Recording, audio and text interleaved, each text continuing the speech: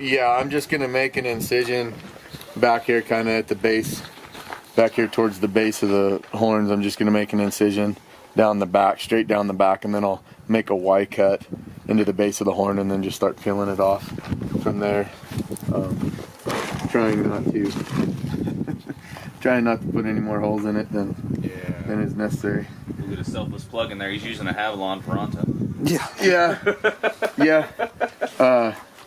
Want to help hold it here? Sure, if you want to there, Paul. This, there's a big, I don't know if you can see it in your film, you can see this big knot. Mm-hmm. It's a big fatty, whatever you call it. Shock absorber? That's what it is. It's a shock absorber. It keeps their brain from rattling off of their sides of their skull when they're hitting each other. That's exactly what it is. It's a big shock absorber.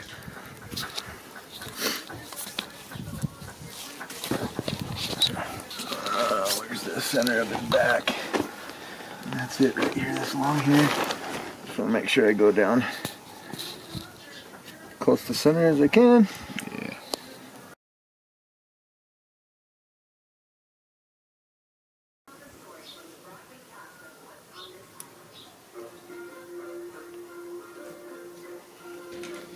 Making that Y incision. Where is Michael? He's doing things for Leslie. He was going to try and come up.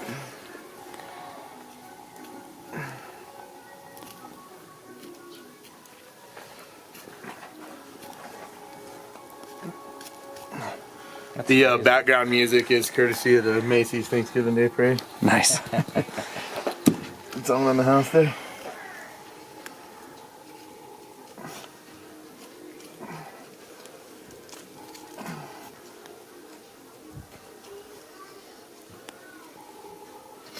And a lot of guys will skin the face back, like back to the eyes, and down backwards, which a lot of times with sheep I do, because sometimes they're just kind of real tight around the head, and that just kind of gives you some slack. So I'll do that a lot of times. And it's real simple. Just get in there. And I generally leave more stuff on the cape than the taxidermist like, but I'd rather the taxidermist take it off than me. You know what I mean? So there's just some cartilage in here. You just cut them inside the lip. And there's some cartilage. You get that cartilage in the nose right there.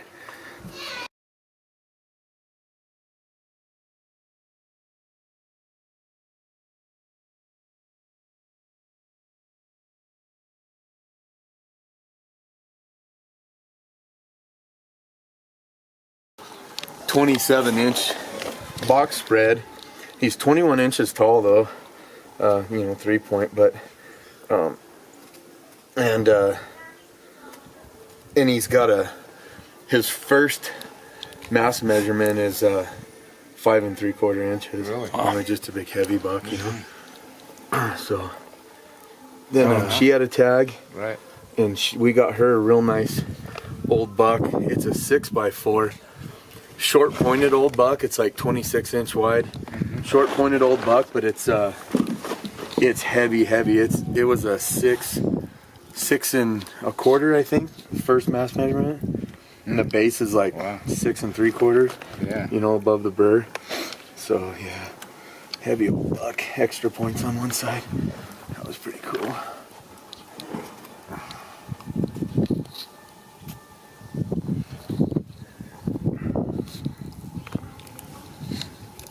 Ooh. That was a piece of cartilage went flying out there. Oh, was it? I thought it was something squirting at you. No, it was I think it was a piece of that cartilage. Well, it is still fresh. Kinda, yeah. If there was a actual professional here, taxidermist, they'd be done with this already. Okay.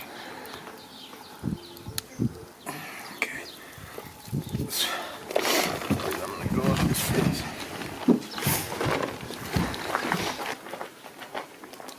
You need me help with anything, Kevin? Please tell me.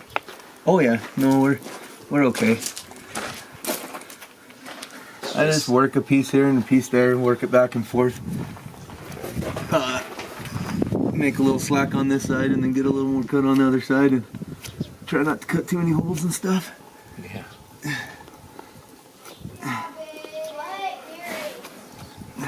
Try not to cut any holes in anything, but that's kind of rare. Right. Let me grab my secret weapon here. That pack is just nuts. Yeah. Right screwdriver.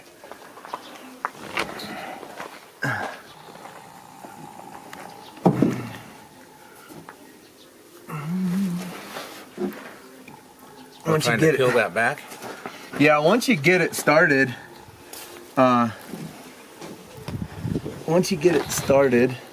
which sometimes you gotta cut it right there to get it, you know.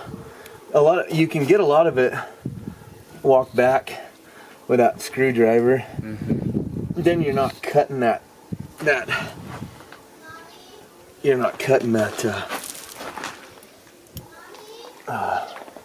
that hide right there all the way down.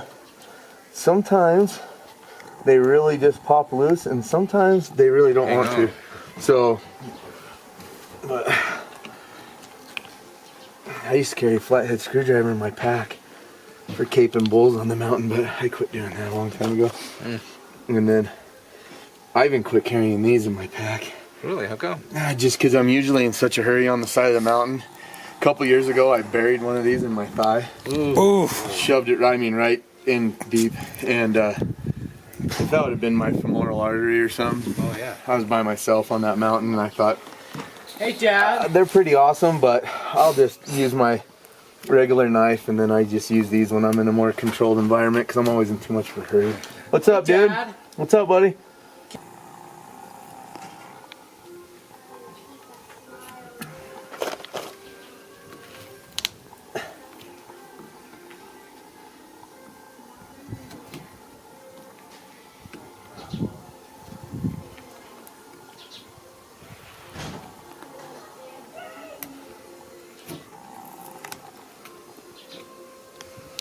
So you got any more hunts coming up, or are you done? I'm hunting this weekend, Saturday, Sunday, Monday, around, and you see how I got that started. You see how it just wants to peel? Yeah. Well, I just got a bunch of it. I guess it ain't gonna peel now. Now that I tried to do something cool in your video. Where's my cut? There we go.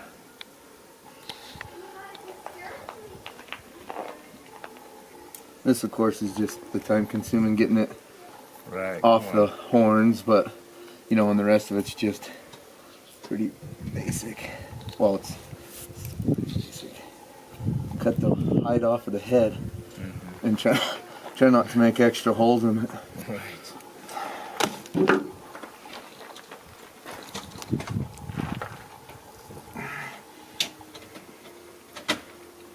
I'm gonna put in for a bull tag. I got one. Yeah. So he went out, hunted Tuesday, Wednesday, but it opened Tuesday. He hunted Tuesday, Wednesday by himself. He told me on the phone this morning, he said, I don't know what that kid of mine got me into, but he said, I see elk sign, but no elk. So we'll get him. So I'm gonna try and help him out. Then he's got one more weekend. He's here for the duration, I guess, of the hunt. I guess he took a camper out there somewhere and stuff, but this weekend we're just gonna hunt from town. But What area you got? 16. Oh, good. So, and he, you know, he's just looking for a bull. But I said, well, you know, it's an opportunity that you're not gonna have again for a really long time. So, you know, if you got the time off work, let's find you a good bull. You know. Right. You know, something nice, so Sure. we will. Sent me a lot of pictures of the sign he was finding and what was going on, and I told him, you know, finally to back off. I said, I don't think that deer's hurt as bad as you initially thought he was. Hopefully not, you know, because that's just a sick feeling when you, Right. Oh yeah. you know, and as it turns out, yesterday, another guy that had that tag harvested that buck. Oh, and he was okay. He was rutting does, and Yeah. So he was disappointed that he didn't get the buck because he's a really nice buck, but he was also happy that it wasn't coyote bait. He's seen some pretty good bucks down in that country this year, scouting, sending me pictures. I'm kind of surprised. Heck, I might put him for that tag. Well, down in Vegas, you know, it's a little warmer down there. Those bucks are just barely starting down there, you know, and Really? they're winding down in a lot of this country up here already. Right. You know?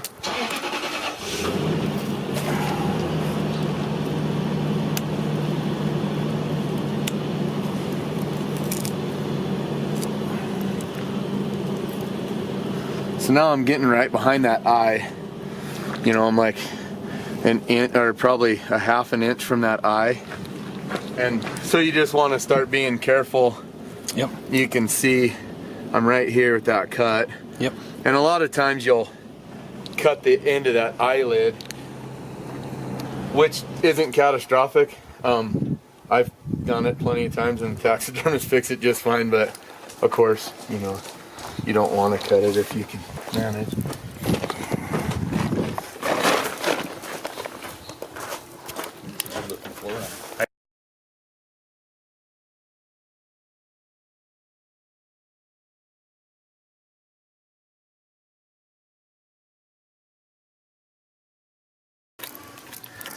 Yeah, I like that whitetail. Tastes good. Yeah, when I was in the Army, I ate a lot of whitetail. Yeah. Ate a lot of whitetail. So you can see the back of that eyeball. Yep. And so a lot of times I like to get my finger through there. Then you can see the back of that eyelid. Yep. Which you may not see in your video, but it helps me. If I avoid cutting my finger, I generally avoid cutting the eyelid open too.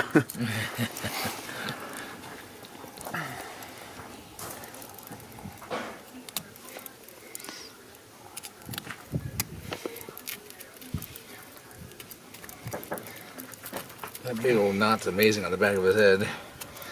Yeah, that big. It's just I don't even know what it is. What it's made. I mean, Yeah. big cartilage thing. But apparently, it keeps their brain from rattling around on the. Old motor mount.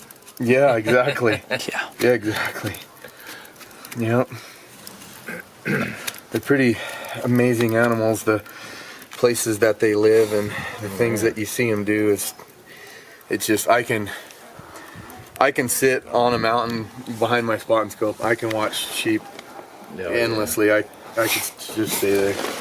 You know, they're just. Well, I mean, any animals, honestly, but sheep are especially interesting to. Especially that when you see the ewes with the lambs. I don't know if you've ever gone out when those lambs are real small and watch them play and those rocks and the places that they go.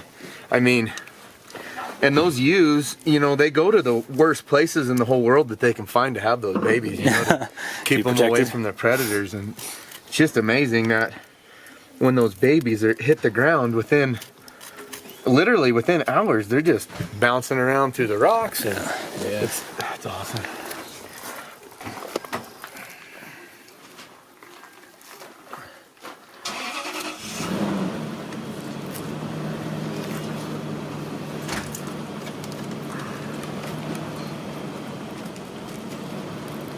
Hey, old man, what's that? Casey?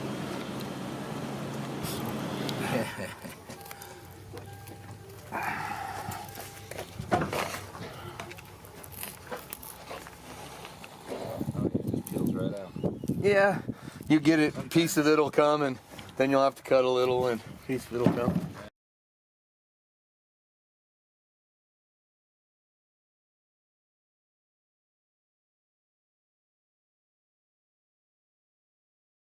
Somewhere around Elko, I guess, and he guides those chucker hunters with his dogs, and he's offered me to go and like to take him up on it one day because it's just so neat to watch those dogs do what they do. Yeah, that's why I like to hunt lions, you know. most of the time the lion just gets to walk away. Nobody harvests them. Right. It's just neat to watch the dogs do what they do, you know? Yeah.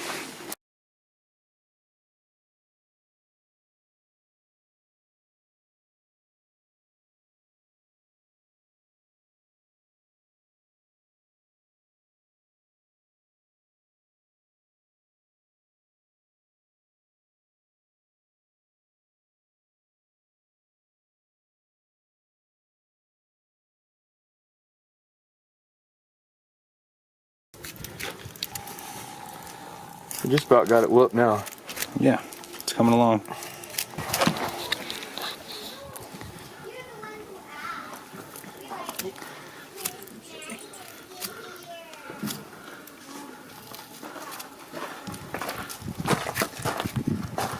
You can put this one on record as the slowest sheep caping session ever.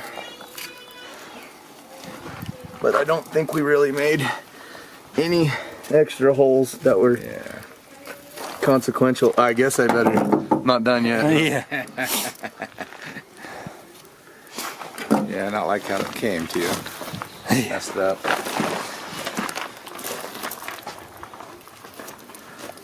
I'll find the back of that. I cut up through that cartilage on the nose most of the way, and I'll find it here in a second. And the rest of it will come right off. There it is. You can feel it in there when you get to it.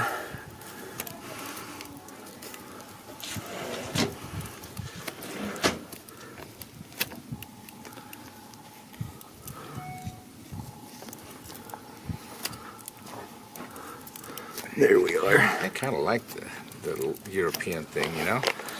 I really like European mounts, and you can do, like we were kind of talking about last night, you can do a lot with them besides just a European mount hanging on the wall, you know. You do a little pedestal and a. Right. It's crazy the sides of their mouth.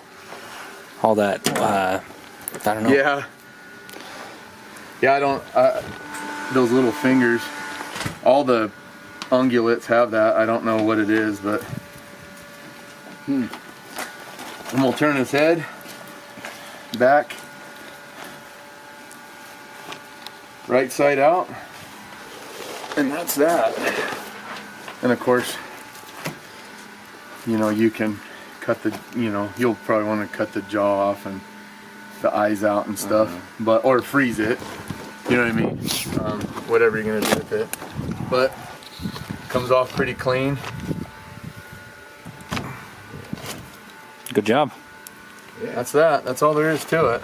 Cool. Thank you very much. I just want to go, you know, just go skin to skin and best you can roll it up tight. And I usually roll the head inside. Okay. That way, if anything gets freezer burnt and exposed, it's on the back end of the cape. You know, Right. that's probably going to get trimmed off anyways. Okay. That's what I do.